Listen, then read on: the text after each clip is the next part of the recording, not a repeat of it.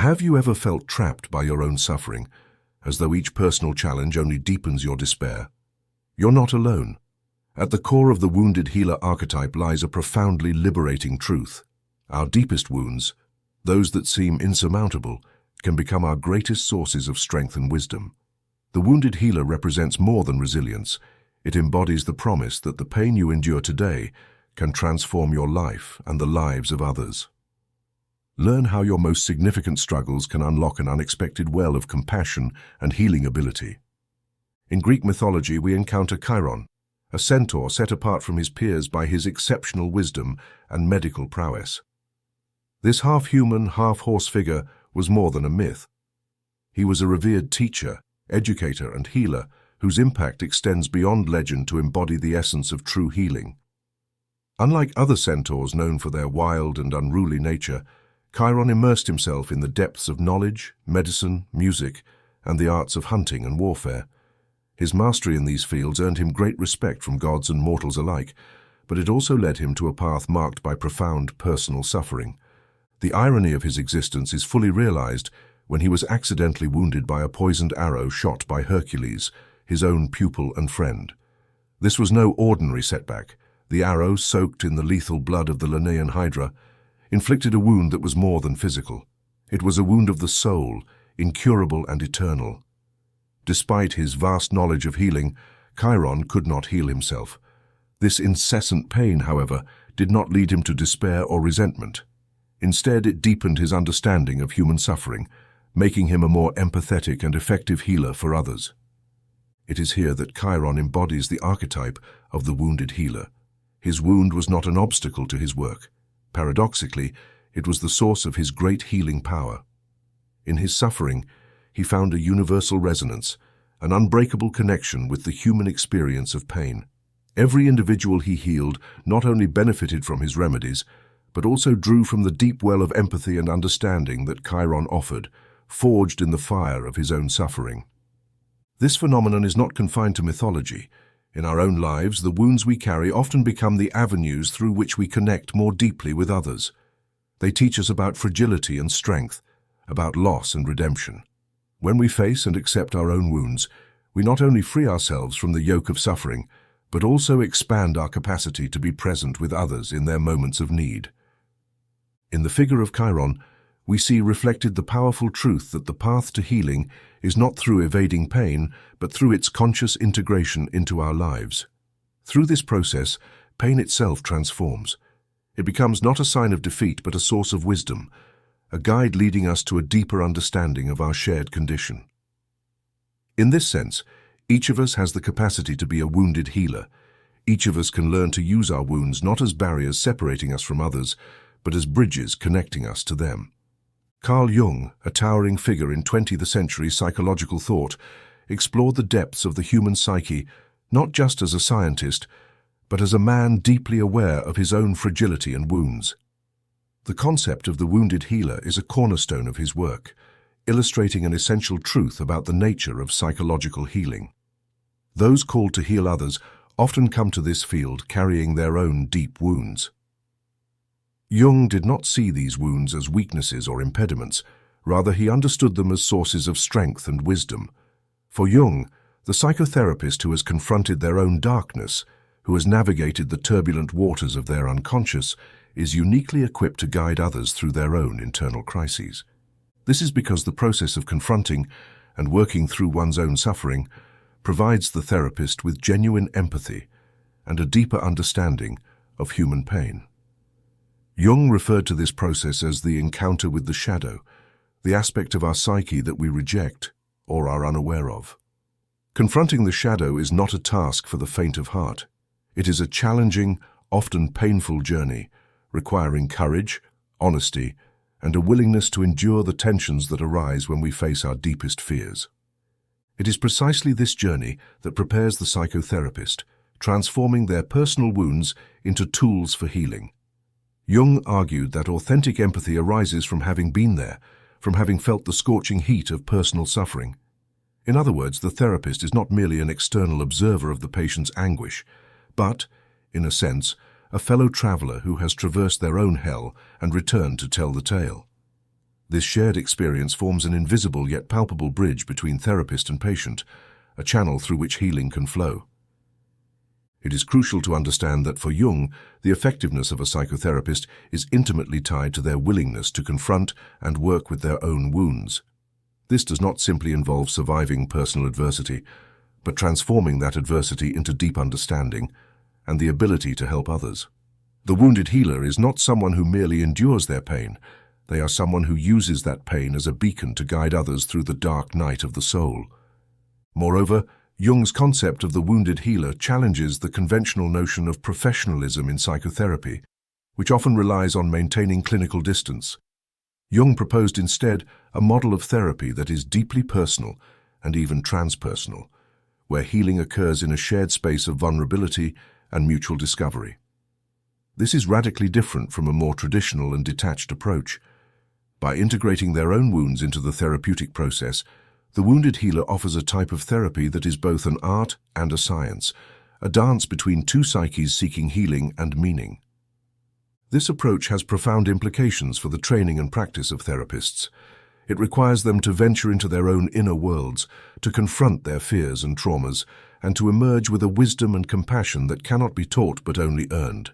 The figure of the wounded healer in Jungian psychology invites us all, not just mental health professionals, to consider how our own wounds, properly understood and worked through, can become our greatest sources of strength and tools for helping others. Jung's concept of individuation represents a journey toward understanding and accepting oneself that is as arduous as it is illuminating. It is a process through which an individual strives to become whole, integrating all aspects of their being, both the luminous and the dark. This journey toward wholeness is not merely a path of self-improvement. It is a profound existential transformation involving a reconciliation with the parts of ourselves that we have denied or ignored. This process confronts us with the most challenging and often rejected elements of our psyche, the shadows, complexes, and internal incongruences, facets of our personality that challenge our self-image. These aspects must be confronted and understood, not eradicated but integrated, enriching our understanding of ourselves and expanding our capacity to relate to the world. Individuation, therefore, involves a direct encounter with personal pain, not to stop or escape from it, but to transform it. This pain, once explored and understood, can become a source of wisdom. It is an alchemical transformation where the lead of suffering is transmuted into the gold of understanding. In this sense, the wounds we carry, far from being mere scars of the past, become crucial teachers in our quest for authenticity and meaning. This process is inherently dynamic and unfolds throughout life. It is not a state of being that is reached and completed, but a direction towards continuous growth and expansion. As we progress on this path, we uncover layers of our identity and existence that were previously hidden, revealing not only who we are, but also who we might become. In practice, individuation can manifest as a rediscovery of old interests, the resolution of long-held internal conflicts, or a newfound ability to relate to others more authentically and compassionately. It challenges our preconceived notions and pushes us to reconsider what we value and why, often leading us to redefine our priorities and life goals. But beyond its personal implications, individuation holds profound social and cultural value. Understanding and accepting our own depths and contradictions makes us more capable of understanding and accepting the depths and contradictions in others. This is one key to helping others, recognizing that, like ourselves, each person carries within them a vast and often conflicting inner world. Moreover, individuation teaches us to manage life's tensions, not by evasion but by engagement. This management not only alleviates personal suffering, but also offers a way to contribute to collective well-being. An individual who has achieved greater internal integration is better equipped to foster harmony and understanding in their environment. The importance of this process in the contemporary context cannot be overstated. In a world where ideological divides and existential discontent seem to be on the rise, each individual's capacity to confront and work with their own shadow is more crucial than ever. Both internal and external peace begin with an honest and courageous confrontation with who we are. Jung envisioned individuation not only as a personal journey toward healing and self-discovery, but also as a path to a deeper understanding of human nature. Ultimately, This process leads us to a richer and more nuanced relationship with ourselves and with the world at large. It teaches us that each person is a microcosm, a miniature universe with its own challenges and potentialities. Recognizing this in ourselves and in others is the first step toward true empathy and effective mutual aid. The power of symbolism to transcend time and space is clearly manifested in the myths and healing rituals that have permeated various cultures throughout history. Consider, for example, the figure of Asclepius in ancient Greece, a quintessential symbol of healing and renewal, whose staff entwined with serpents still resonates in modern medicine. This staff, more than a mere ornament, embodies the fundamental duality of life, the wound and the cure, the poison and the antidote, death and resurrection. This powerful symbol not only speaks of the capacity to recover and renew, but also suggests that the healing potential is inherently contained within the poison that afflicts us.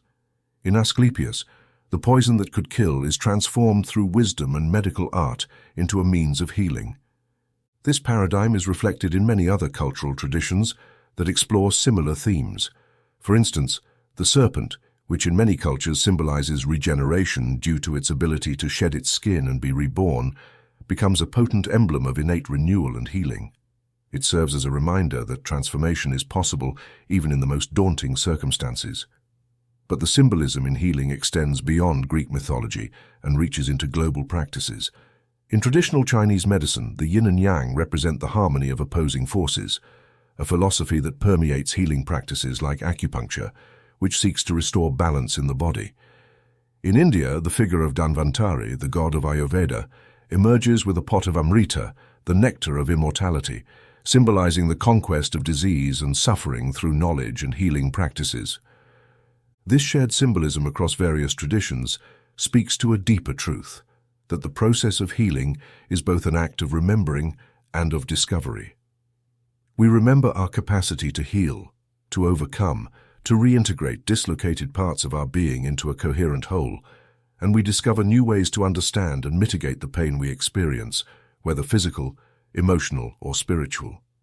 Each symbol, each healing ritual reminds us that healing is a dynamic and participatory process, not a passive one. Embracing these ancient symbols connects us with a profound cultural and psychological archetype, strengthening our resolve and rejuvenating our spirit. The ability of symbols to evoke this emotional resonance is crucial in any healing process, for healing, in many respects, begins in the mind and heart before manifesting in the body. Therefore, the value of symbols and myths in healing practice cannot be overstated. They offer not just a guide or a map to recovery, but also a language through which we can express our experiences of suffering and healing. In this symbolic language, we find the key to unlocking our own healing potential, a gateway to personal transformation and renewal. In conclusion, symbolism in healing is a powerful reminder that our struggle against suffering is both an ancestral battle and an opportunity for personal growth and transformation. It teaches us that within each challenge, each wound, lies an opportunity for rebirth and renewal.